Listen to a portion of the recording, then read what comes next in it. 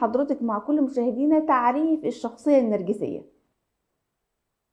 ايوه والله الشخصية النرجسية هسه دي الحديث الساعة. الشخصية أيوة. النرجسية يمكن في الزمن الماضي الناس يعني ما بتعرف الحاصل شنو، وقد يقال انه الرجل صعب او الزوجة صعب، الانسان ده صعب. لكن الليلة مع العولمة والاكسس للمعلومات بقينا نعرف وبقينا نصنف الاشياء، لكن كمان نبقى حذرين من انه نستعمل الكلمة دي اوفر. فنعم الشخصية النرجسية هي موجودة، والشخصية النرجسية يعني بقت يعني جزء من حياتنا اليومية في شغلنا. مم. نحن بيجونا ناس كتار، التشخيص صعب جدا جدا. مم.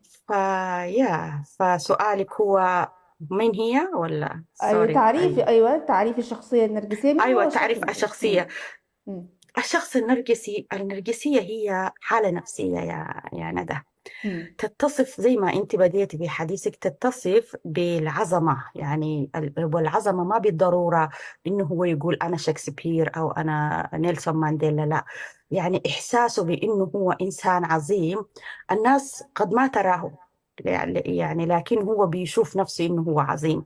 بالاضافة لكده يعني دائما احساس العظمة بيتقذى من خلال الاخرين، مم. وهو بيعمل في إنه هو يعني يحط نفسه في أماكن أو في حتات عشان الناس تشوفه عظيم. مم. مم. بالإضافة لكده كمان عنده يعني ما عنده عدم القدرة للتعاطف مع الناس، ودي تخيل لي السمة البارزة اللي بتخليه يعني إنسان مضر، إنسان بدون رحمة. عارفة يعني أنت كونك مم. تعيشي مع إنسان ما عنده رحمة أو ما عنده compassion أو ما عنده إحساس مم. بالحوالينه، دي حاجة صعبة جدا جدا. فدي من اللي بتخلق الإنسان ده وبتخلق العيشة معاه بتبقى صعبة جدا جدا، سواء مم. كان رجل ولا امرأة.